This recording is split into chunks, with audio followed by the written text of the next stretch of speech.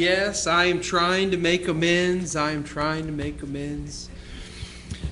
Ladies, be sure that you note that the Bible study class is on this Tuesday, September the 10th, and not, as your bulletin says, the 19th.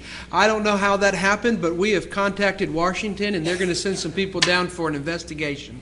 We're going to find out how that got into the bulletin that way, and there'll be consequences. Somebody's going to answer for that. Okay, it was me. Let me encourage you to open your Bibles to the first book, Genesis. We're going to be over in Genesis chapter 6, and we're going to begin in verse 13 in just a moment, so you're going to want to mark that. Genesis chapter 6, beginning in verse 13. And we're going to be talking this morning about why we say no to God. And I really believe, friends, that that's a fair question.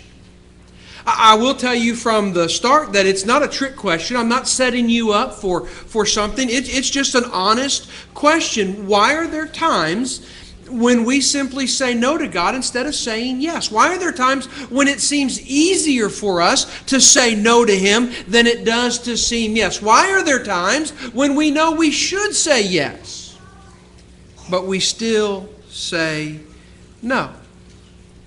And so we're going to answer that question, and we're going to look at the life of Noah, and we're going to see the wonderful example that he gives to us in living a life that says yes. But before we get to the example of Noah, I think we need to consider some reasons for us saying no.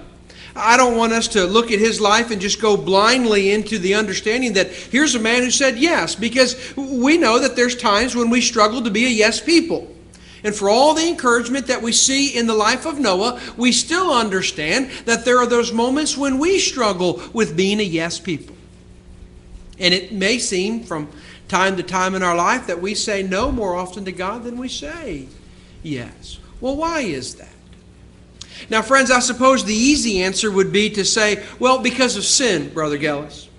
I mean, it's that simple. I say no because I'm wrestling with sin in my life, and I think that is absolutely fair in a response.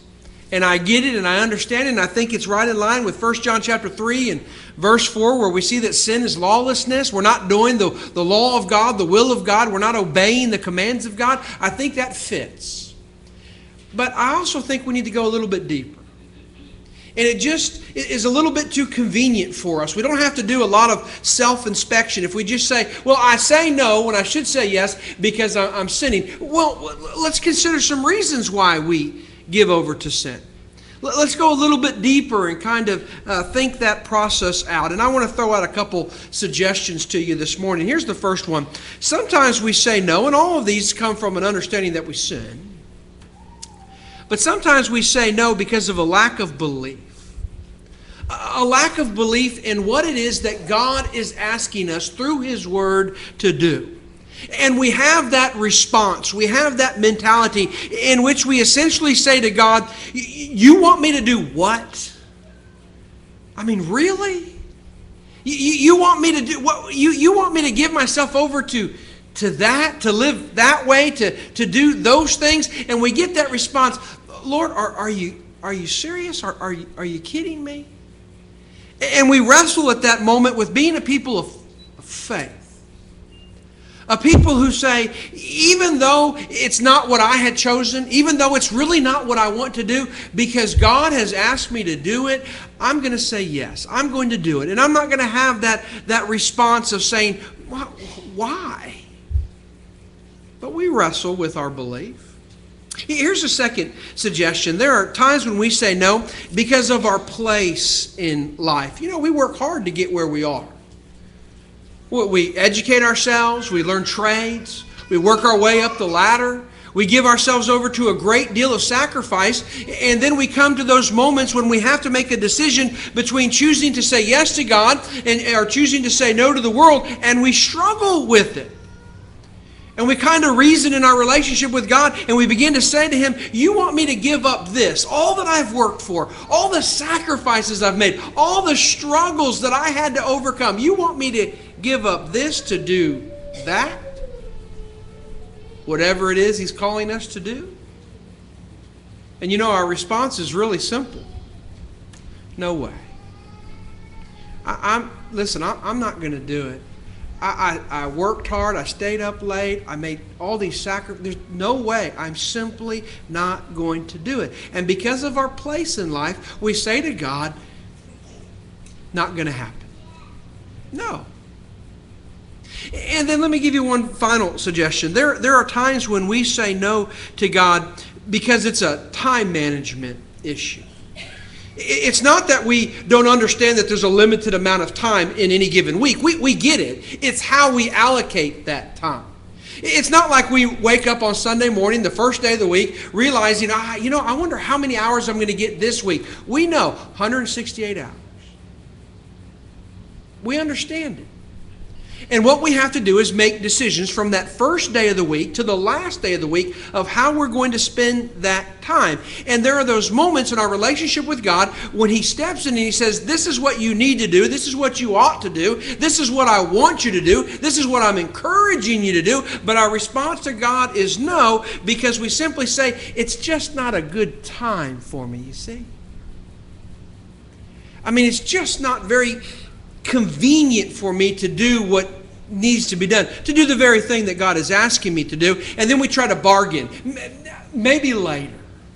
You see, I can't do it now. I can't do it this week. I can't do it this month. I can't do it this quarter. And I might not be able to do it this year. But I'm telling you, God, maybe later, when I have the time, I'll say yes instead of saying no. Now, certainly there could be more responses that we could give, but I think these three that we're looking at, kind of join us together. And we can relate to one another because we can say, that's been me. Those moments of a lack of belief, or those moments when I didn't manage my time right, and I ran out of time, and God is the one who had to be sacrificed, and I gave myself to over things, or other things, or there's those moments in our life where I say, I just worked too hard to get the things that I have, and I'm not going to say yes to God because it's going to affect my place in life. And I just simply am not willing to be, I'm not willing to be that yes person. Is that you? Do you find yourself anywhere in there? I want you to notice the encouragement that we get from the life of Noah. And I want you to turn over there to Genesis chapter 6, and we're going to begin. And we're going to look at some good length of passage here. Some of them are 10 verses or more. But I want us to read and make sure we understand the context, because I want you to know that Noah's life wasn't easy. And I don't want us to be a people who think it with a Hebrews mindset, that great roll call of faith, and we see all of these people who did all these wonderful things and they're praised for all the things that they did. And I don't want us to have that roll call of faith mentality where we say, well, Noah's just better than me, or Noah had it easier than me, or Noah didn't wrestle with the difficult. Listen, Noah's life is difficult. Noah is living during a complicated time. He's living during a period of time in which God looks down upon His creation. And you know what He says? None of them are being obedient. Now let me give you a modern translation. None of them are saying yes. None of them are saying yes to me when it comes to belief. None of them are saying yes to me when it comes to what I want them to do in life. None of them are saying yes to me when it comes to managing their time. And He looks down upon the creation. He says, they're all saying no to me. And so what I'm going to do is I'm going to start over. And in the midst of that, attention falls to Noah. Now Noah is living in the midst of this. He's not sheltered from it. But he's living above all the things that are taking place around him. He is a man that we are told is finding favor in the eyes of God. It's the way that he's living. Could it be relating to his belief and his life and his time management? Could it be that God looks down and when He sees a world that's saying no, He finds Noah over here saying yes, and His favor rests upon him? It's possible. It's possible. So there is in Noah an example for each and every one of us. So let's take those three reasons why we say no, and let's apply them to the life of Noah. Here's the first thing I want us to know, to notice how Noah was a man who said yes. First of all, Noah is a man who was willing to believe.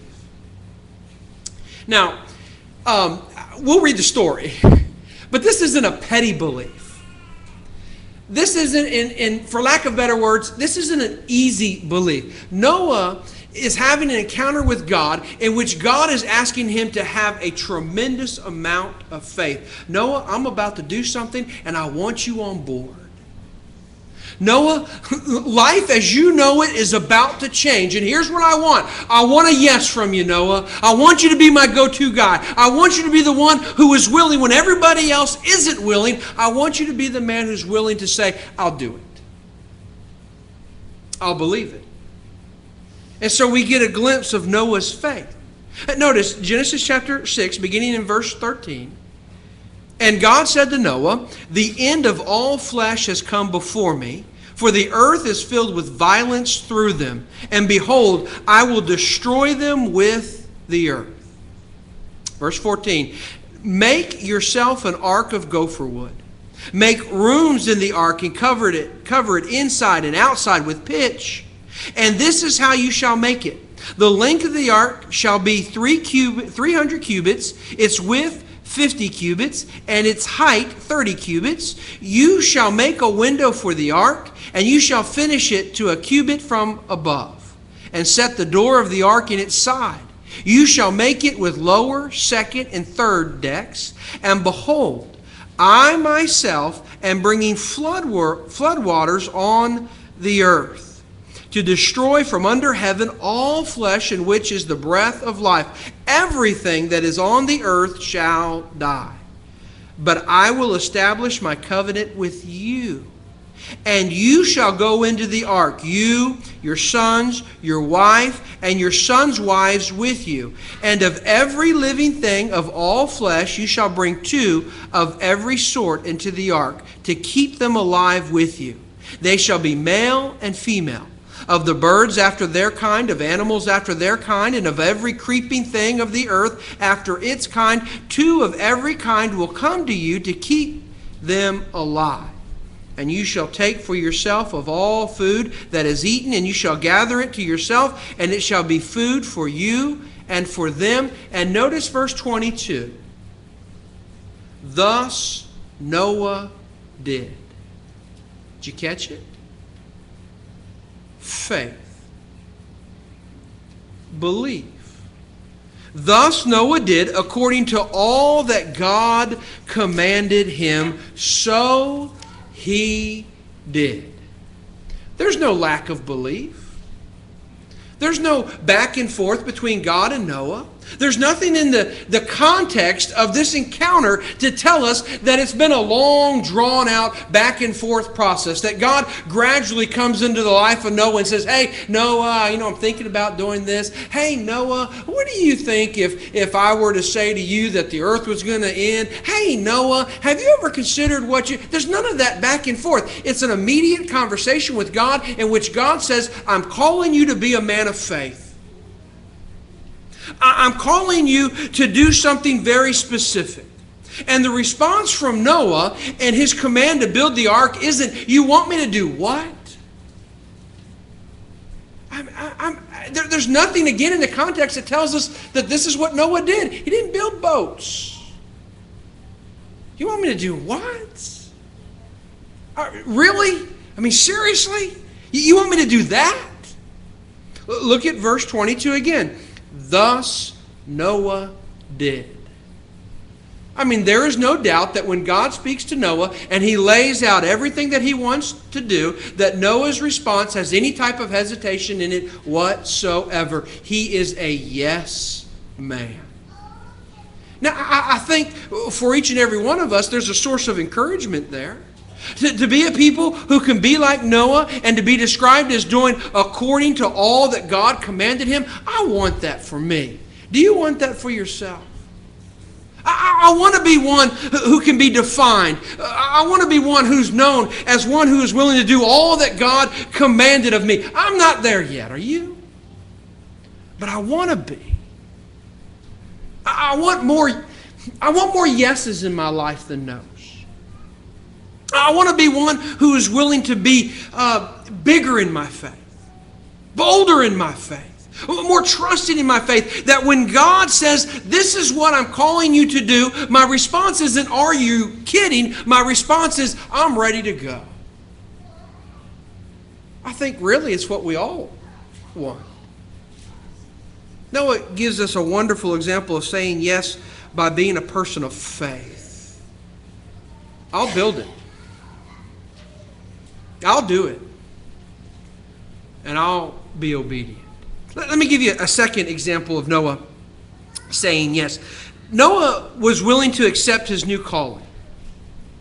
Remember, there are those times when we say, listen, I've worked too hard to get where I'm at, and I'm not willing to make that change. We don't see any of that in the life of Noah. There's no type of hesitation. Again, there's none of this back and forth trying to bargain with God. He's willing to do what he's asked to do. Go over to Genesis chapter 7.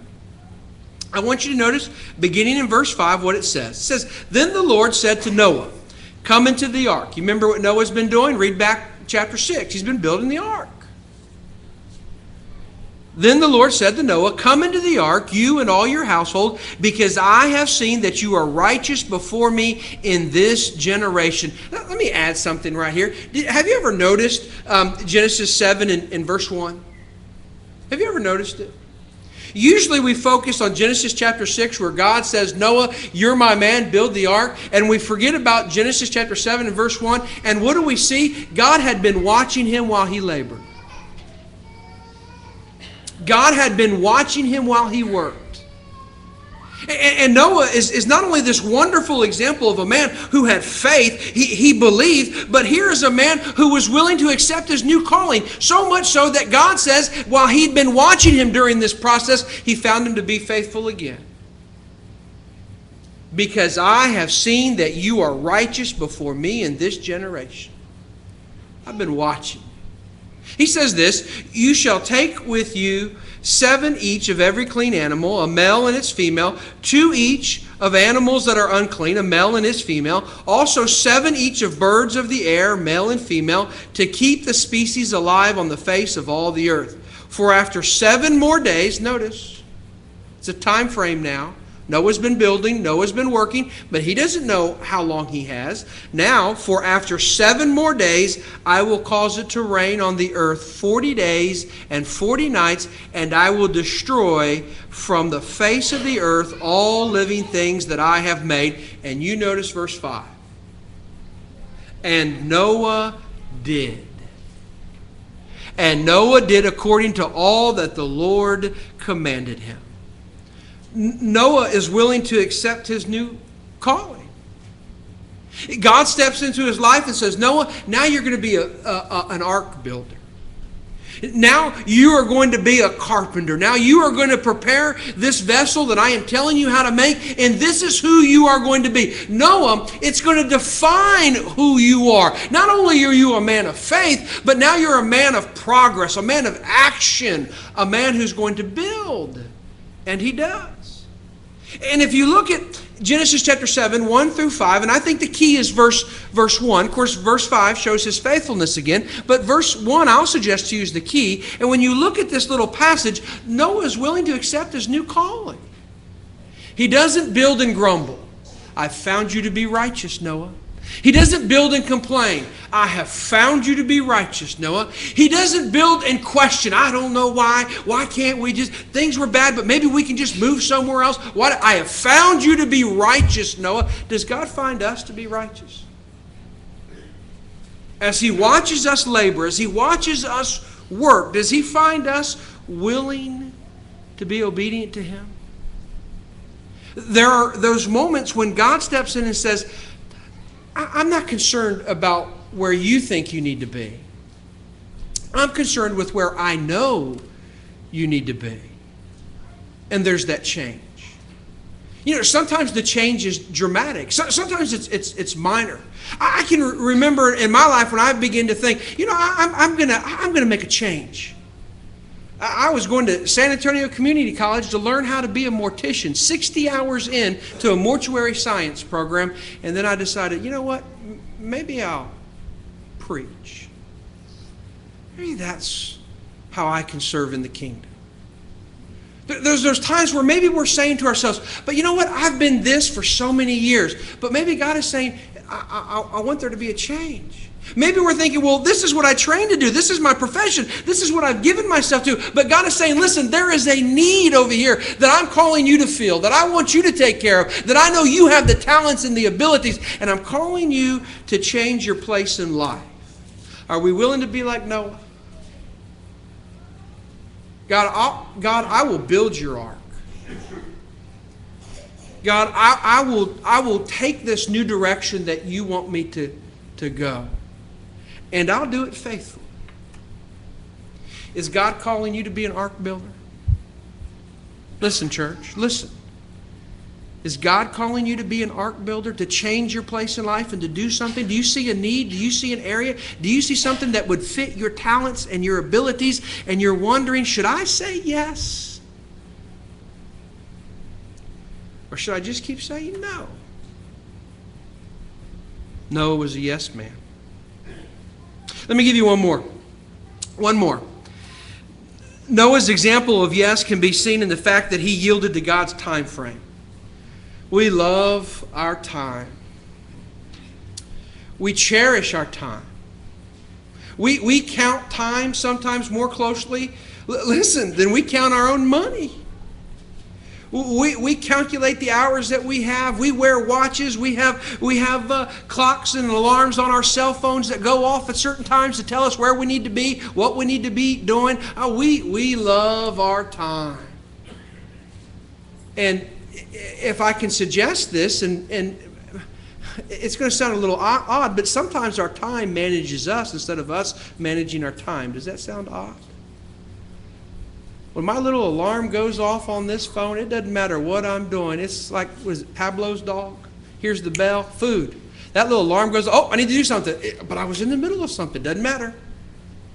I mean, there's a time frame here. This is telling me that there's time to do something else, and I need to do it. But, you know, sometimes it's managing us, and we're not managing it.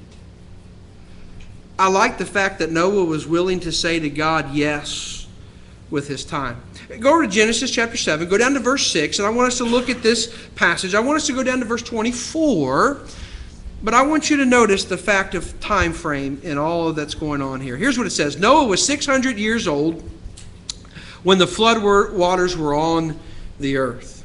So Noah, with his sons, his wife, and his sons' wives, went into the ark because of the waters of the flood, of clean animals, of animals that are unclean, of birds, and of everything that creeps on the earth. 2 by 2 they went into the ark to Noah, male and female, as God had commanded Noah. And it came to pass after 7 days, remember what God said to him? Here's the time frame. You've been building, but listen, now it's coming to an end. 7 days. Verse 10, and it came to pass after 7 days that the waters of the flood were on the earth. Now it's a different time frame. In the 600th year of Noah's life, in the 2nd month, the 17th day of the month of that day, all the fountains of the great deep were broken up, and the windows of heaven were opened, and the rain was on the earth 40 days and 40 nights. On the very same day, Noah and Noah's sons, Shem, Ham, and Japheth, and Noah's wife, and the 3 wives of his son with them, entered the ark, they and every beast after its kind, all cattle after their kind, every creeping thing that creeps on the earth after its kind, and every bird after its kind, and every bird of every sort. And they went into the ark to Noah, 2 by 2 of all flesh, in which is the breath of life. So those that entered, male and female of all flesh, went in as God had commanded him, and the Lord shut him in. Now they're on God's time. Noah, you're not going to manage it. Noah, there's no need to set your alarm on your cell phone. It doesn't matter. Listen, I'm locking you in the ark. Noah didn't shut the door. Look. Noah didn't shut it. God shut it. And so now Noah isn't operating on the time that he thinks. Now he's operating on the time that God is demanding him. And yet we see no complaint. The Lord shut him in. But wait a minute. I need a little bit more time. No. The Lord shut him. No, wait a minute. There's a few things that, listen. Noah is saying to him, to his family, Noah is saying, listen, we need to manage this according to what God wants. And God says, now's the time. Go on and notice verse 17. Now the flood was on the earth 40 days. The waters increased and lifted the ark, and it rose high above the earth. The waters prevailed and greatly increased on the earth, and the ark moved about on the surface of the waters, and the waters prevailed exceedingly on the earth, and all the high hills under the whole heaven were covered. The waters prevailed 15 cubits upward, and the mountains were covered, and all flesh died that moved on the earth, birds and cattle and beasts, and every creeping thing that creeps on the earth, and every man. All in whose nostrils was the breath of the Spirit of life, and all that was on the dry land died. So God destroyed all living things which were on the face of the ground, both man and cattle, creeping thing and bird of the air. They were destroyed from the earth. Only Noah and those who were with him in the ark remained alive.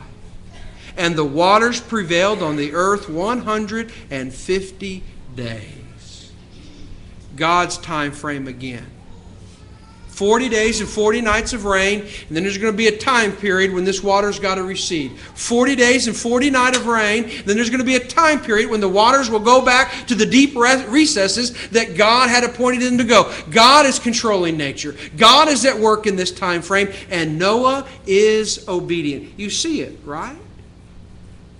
Go back, not verse 24, but notice verse 23. Only Noah and those who were with him in the ark remained alive. I'm glad that Noah yielded to God's time frame. You know why? Because Noah said yes, Noah lived. Now you think about that. Outside of the ark is death.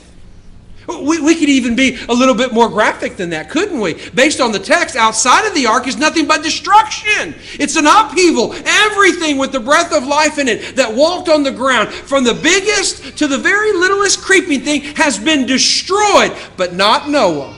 Why? Because he said yes. Because he said yes.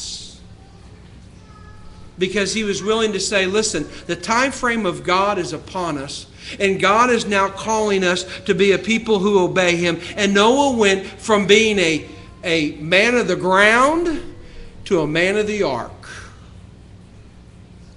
Noah went from being a man who walked on the sod to a man who has his dwelling among planks of wood, because he said yes. Now, brethren, I am convinced that more in the world would be alive today spiritually if they would only say yes.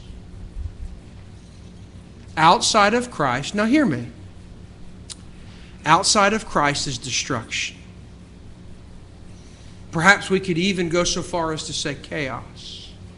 And outside of Christ, there is no life. Yet within Christ, who becomes for us our spiritual ark, there is life. And what does it take? Well, it doesn't take a lack of belief. It doesn't take us not willing to give up our place in life. It doesn't take us being greedy with our time. All of that is a no.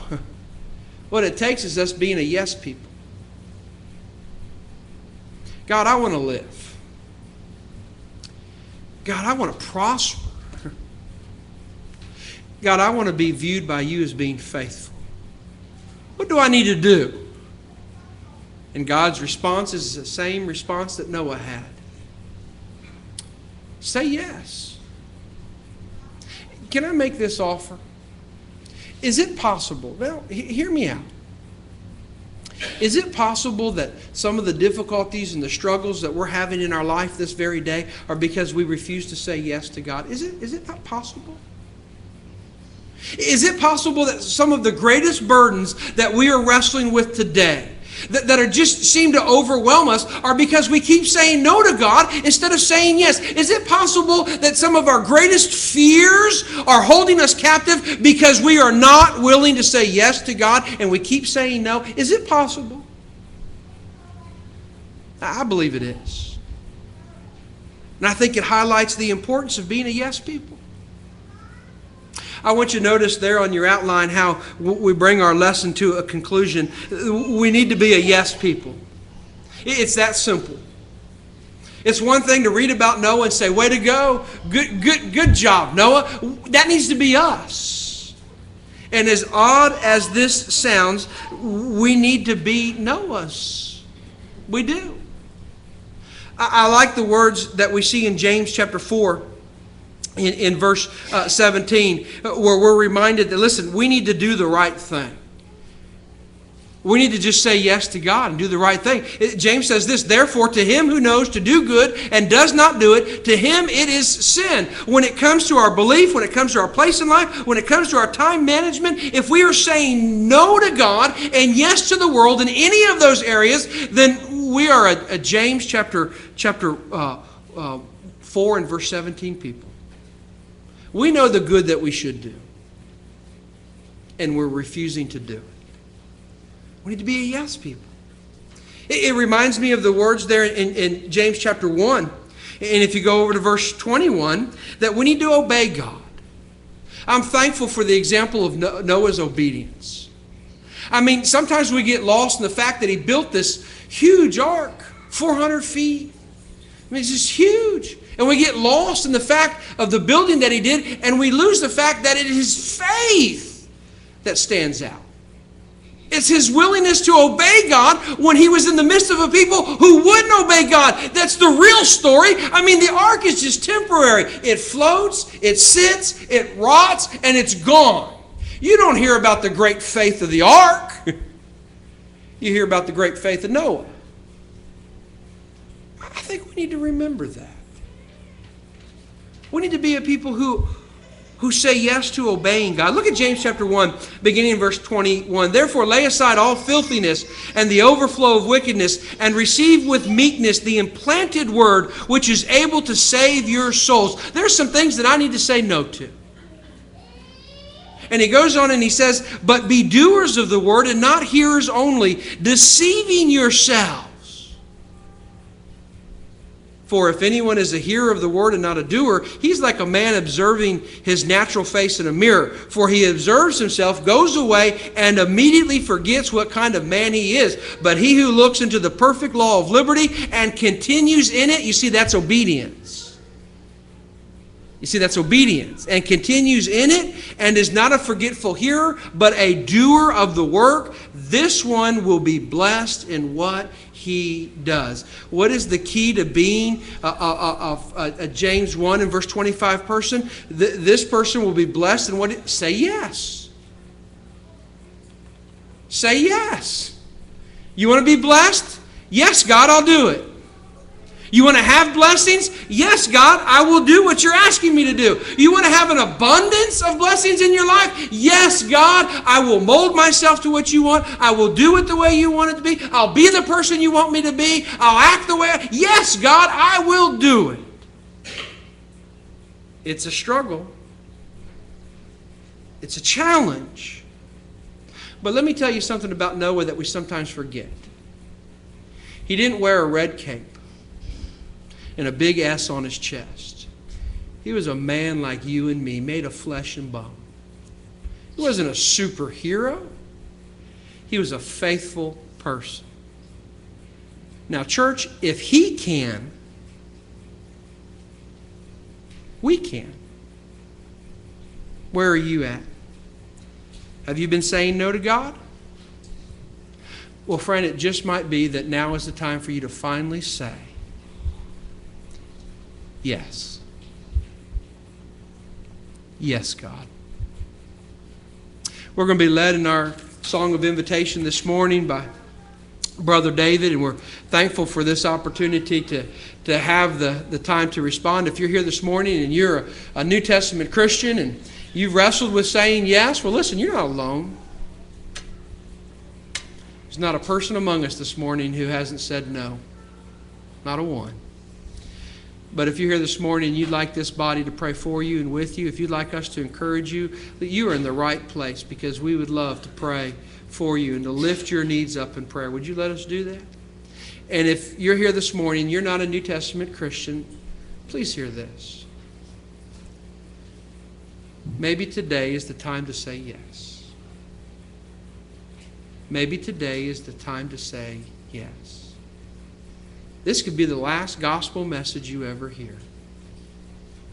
Either your life ends, or friend, when we go to walk out that door here in a few moments, Jesus Christ returns. And I hope you'll be found saying yes to Him. The gospel plan of salvation is that we hear, believe, repent, confess, and we are baptized into Christ. Why? Because that's where forgiveness is. Ephesians 1 and verse 7. Why? Because we need to be in Christ. Galatians chapter 3 and verse 27. Why? Because we need to have our sins washed away. Acts chapter 22 and verse 16. And what does that do? It adds us to the body of Christ. Acts chapter 2 and verse 47. If you're here this morning and you haven't said yes, I plead with you to say yes. If you're subject to the invitation, why don't you come forward as we stand and sing?